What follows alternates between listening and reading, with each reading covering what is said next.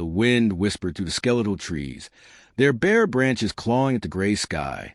Inside the old cabin, nestled deep within the forest, the air was thick with the scent of damp wood and the faint aroma of burning logs. The fire crackled softly, casting flickering shadows that danced across the worn wooden walls. An elderly woman sat in a rocking chair near the hearth, her eyes closed, the rhythmic creak of the chair the only sound accompanying the fire's gentle roar. Suddenly, a faint rustling broke the silence.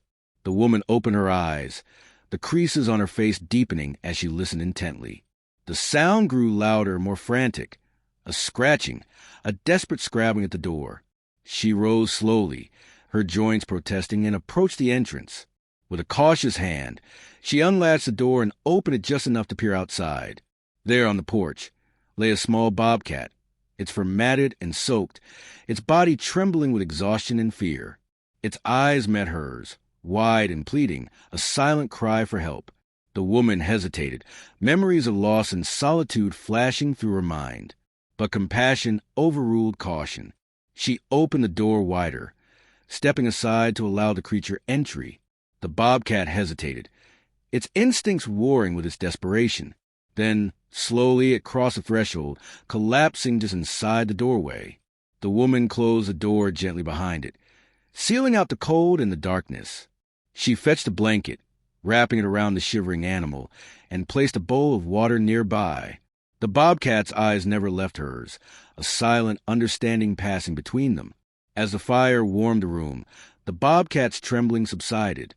The woman returned to her chair, watching the creature with a mixture of curiosity and empathy. In that quiet moment, two solitary beings found solace in each other's presence, the beginning of an unexpected bond forged in the heart of the forest. The wind outside howled louder that night, but inside the cabin, the world had gone still. The old woman watched the young bobcat sleeping, curled tightly near the fire, its breath finally steady. The blanket barely covered its lean frame, but it didn't seem to care. It had stopped shaking. That was enough. She didn't touch it. Not yet. She knew better. Wild animals carried pain in their bodies like shadows, and trust wasn't something they gave easily.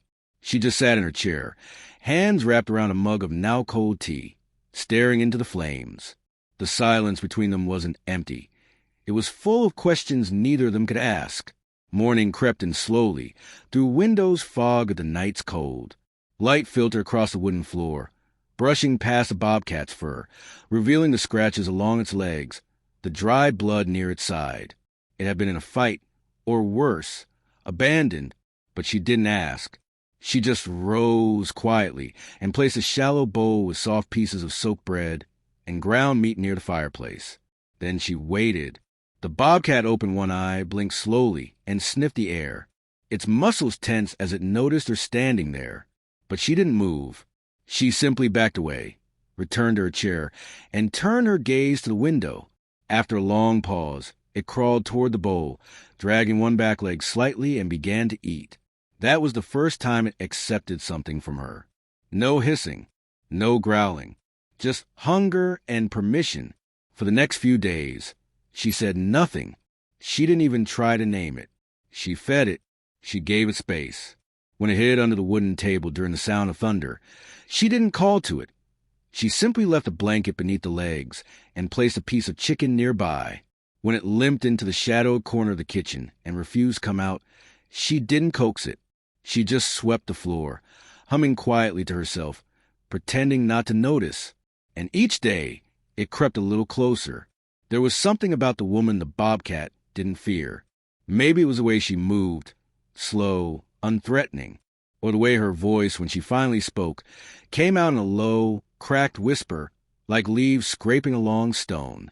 Or maybe it was her eyes, tired, quiet, and kind, eyes that didn't look to own but to understand. On the fourth evening, as the fire flickered and the wind softened, the bobcat limped across the floor and sat a few feet from her chair. She glanced down only once, then turned her gaze back to the flames. But her lips curved slightly.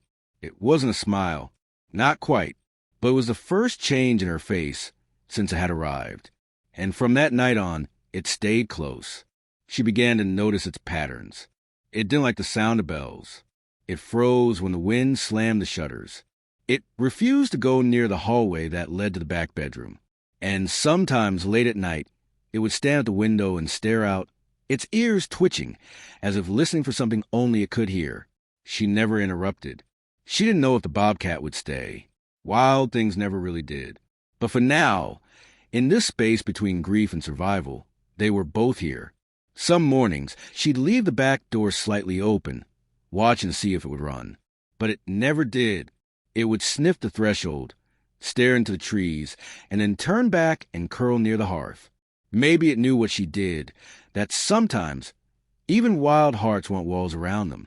Not cages, but shelter, a place to breathe without fear. One morning, just before dawn, she found it sleeping beside her boots. She almost stepped on it in the dim light. Its body didn't jolt when she approached.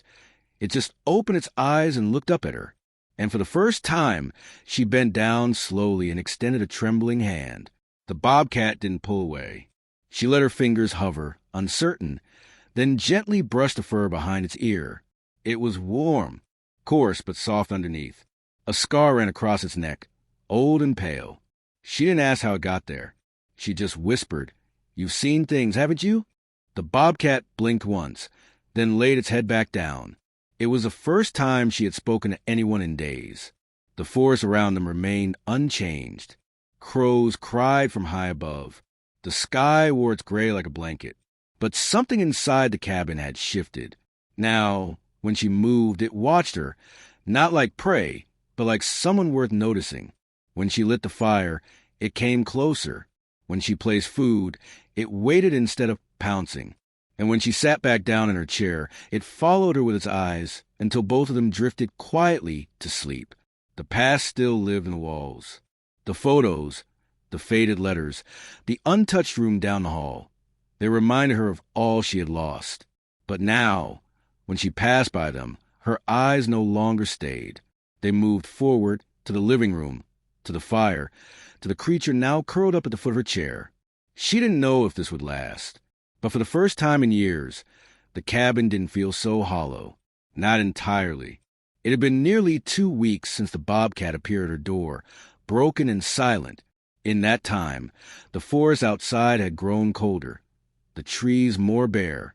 Frost coated the windows some mornings, and the fire in the hearth burned longer into the night.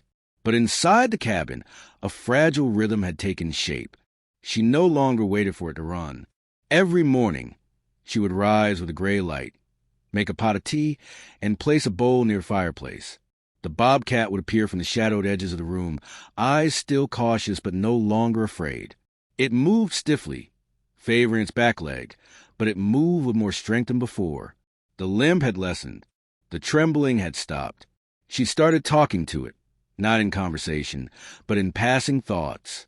As she poured her tea or folded the blanket, she'd murmur, "Cold again," or "That wind's going to snap the trees tonight." She never expected an answer, but somehow it made the space between them feel warmer. It never made a sound, not a growl, not a hiss, just silence. But its silence was not empty. It watched her with eyes that seemed far older than its body, and when she moved too suddenly or reached out too far, it would retreat, not in fear, but in instinct, as if it were reminding her, "I'm still wild. I'm still not yours." She respected that. On the 15th day, the snow came. Thick, wet flakes blanketed the forest, muting every sound. The cabin seemed to float in white. The world vanished behind a curtain of falling frost, and inside, the fire glowed deep orange. She lit a candle near the window, as she always did on the first snow. It was an old habit from a life that felt centuries ago, one her daughter had loved. Light a candle, and the winter spirits won't feel so alone, her daughter used to say. The bobcat watched the flickering flame from a distance, its ears twitching, eyes reflecting gold.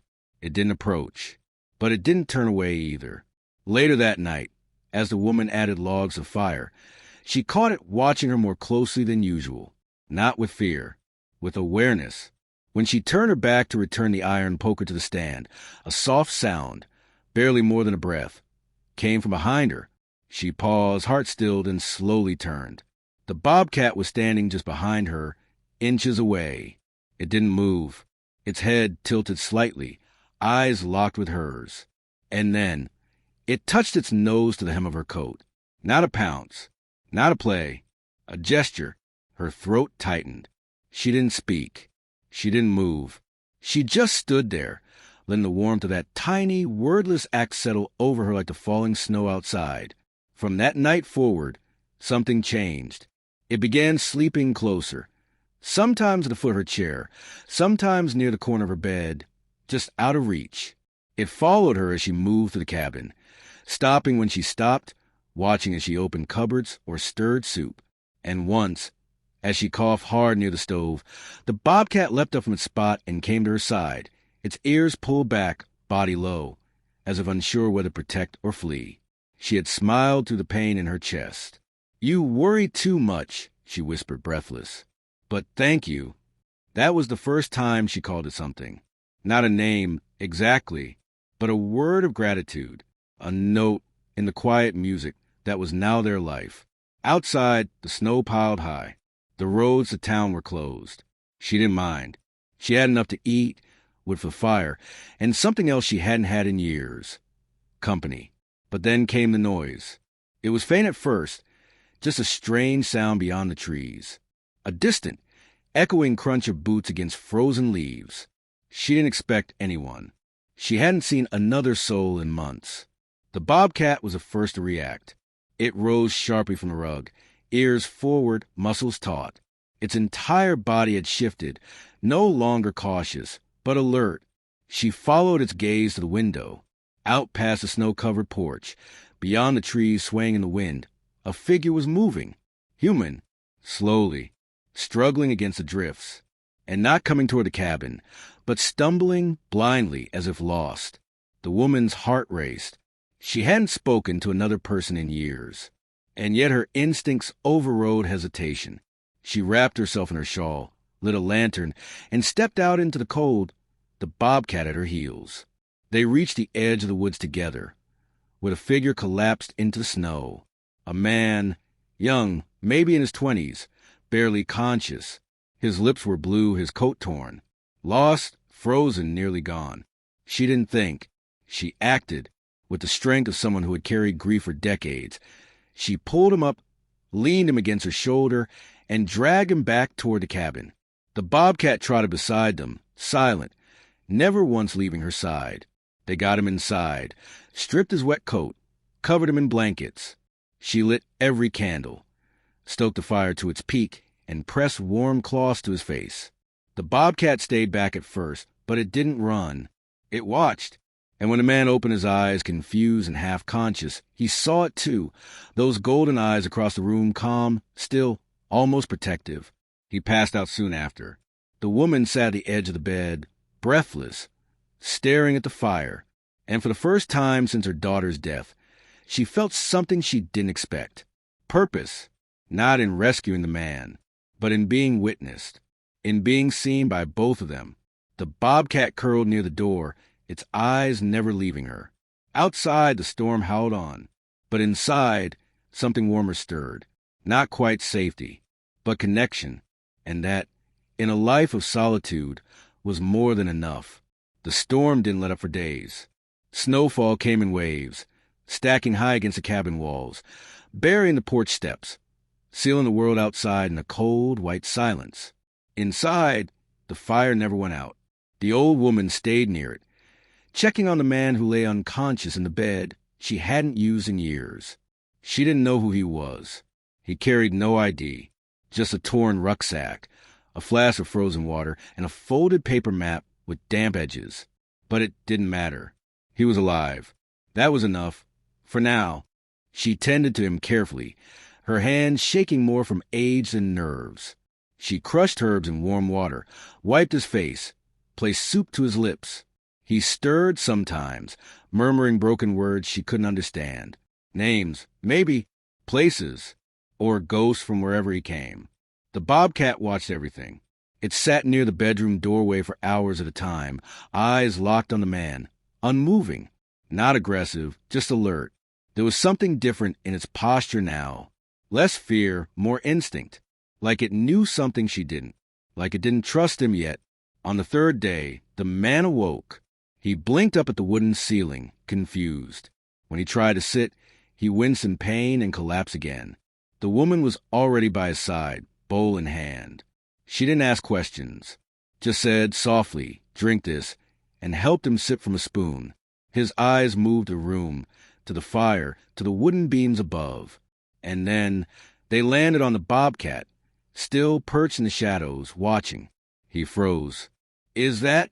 he whispered, barely audible. She didn't answer. She just followed his gaze and said, "He won't hurt you. Don't try to hurt him either." The man nodded, slow and uncertain. He slept more that night, deeper this time. But when the woman came to check on him the next morning, something felt off. His bag was open on the floor. Items shifted. She hadn't touched it. The bobcat sat in the corner, tense, tail twitching, ears pointed forward, not in curiosity, but in warning. She picked up the map from the floor. Something had been scribbled in the corner that wasn't there before. A symbol, a rough drawing. She didn't recognize it. But the bobcat growled, low and quiet, when she held it. It was the first sound it had made in weeks. Later that day, the man sat up, asking more questions. "Where am I? How long have I been here? Is there a road nearby?" His voice was polite, grateful, even, but there was a flicker of calculation behind his eyes. Just a flicker, but she'd lived long enough to notice it. She answered simply, "You're safe. The road's buried for now." He looked toward the window. "I was hiking. Got lost. Wasn't expecting the weather." She nodded. "The forest doesn't care what we expect." That night, the bobcat wouldn't sleep. It paced near the door. It stayed close to her, rubbing against her legs, restless. She tried to soothe it, but its body stayed tight, ears back. The fire crackled. The man pretended to sleep, but the animal's tension painted the air thick with something she couldn't name. And then, around midnight, she awoke to sound. Not the wind, not the creak of the cabin. A drawer sliding open. She rose slowly, feet bare against the wooden floor. The bobcat was already up, crouched low near the foot of her chair, eyes locked toward the hallway. She stepped softly toward the bedroom. There, in the dim orange light of the fire, she saw him. The man, out of bed, crouched beside her storage chest. He was pulling something from beneath folded linens, a small wooden box. Inside it, wrapped in cloth, were her daughter's things. A bracelet, an old locket, a photograph. He didn't notice her behind him, but the bobcat did. It let out a sharp, guttural hiss. The man spun around, startled. I wasn't," he stammered. "I thought this was I'm sorry." She said nothing. Her eyes dropped his hand. He was holding the locket. It swung between his fingers like a pendulum of shame. She didn't shout. She didn't accuse. She just walked forward, held out her hand, and said, "Give it back." He placed it in her palm, eyes lowered. "I didn't mean anything by it," he said. "I was just curious." The bobcat stepped between them now, chest low, body angled sideways like a silent warning. Its muscles rippled, not with intent to attack, but with something deeper, possessive, protective. She looked at the animal, then at the man. "You should rest," she said quietly. He nodded and backed into the shadows of the hallway. That night, she didn't sleep. She sat in her chair by the fire, the locket still in her hand. The bobcat didn't leave her side. It sat at her feet, head resting on its paws, eyes never closing. And for the first time, she realized something. It wasn't just staying here because it was weak or afraid. It was watching over her. Not like a pet, not like a guest, but like something that had chosen her. Not because it needed her, but because it sensed she needed it. The air in the cabin felt different now. The warmth of the fire was not just for comfort. It was a boundary, a line the bobcat had drawn between her and something that didn't quite belong. She didn't know what the man's real story was, but she knew this. If anything happened, she would not face it alone. Not anymore. The next morning arrived in silence.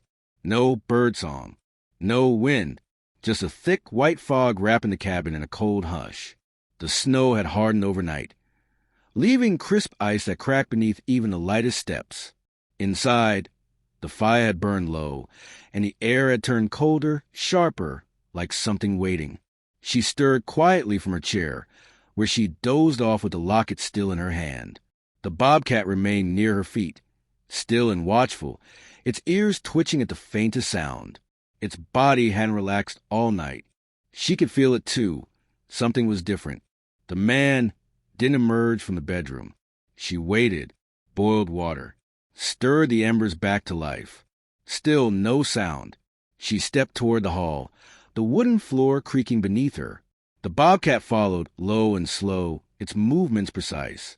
The room was empty. His bed was rumpled, but cold. The blankets had been pulled back. The window on the far wall was cracked open, just wide enough to slip through. And near the corner, by the dresser, the map lay unfolded again. Only this time, it wasn't blank. New markings covered the surface. Red circles, lines that traced through the forest, symbols, and at the center, her cabin. She stared at it for a long time, her chest tightening. Not a lost traveler, not an accident. He had been looking for something, and now he was gone. She stepped back into the hallway, heart thudding. Her breath came faster, colder.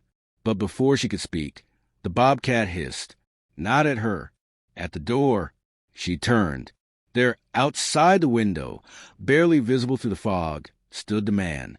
But not alone. Another figure moved behind him. Then another.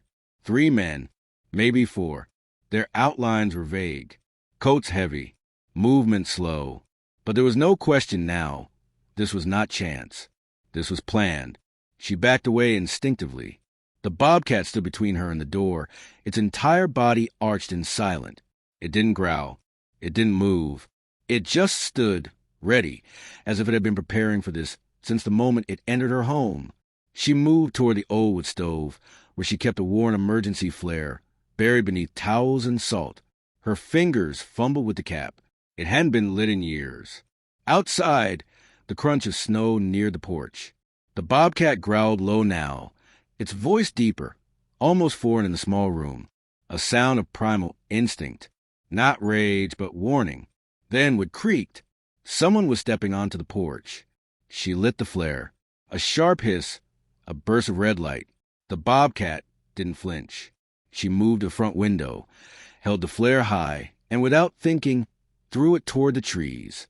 It landed in the snowbank with a burning hiss, casting crimson light across the fog. A signal, a warning, maybe even a call for help.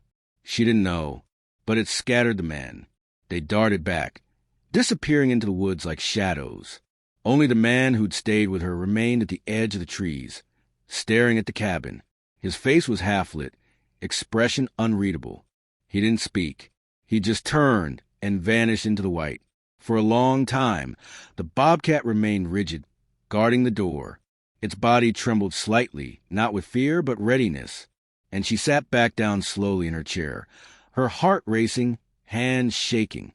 The danger had passed for now, but something inside her had changed.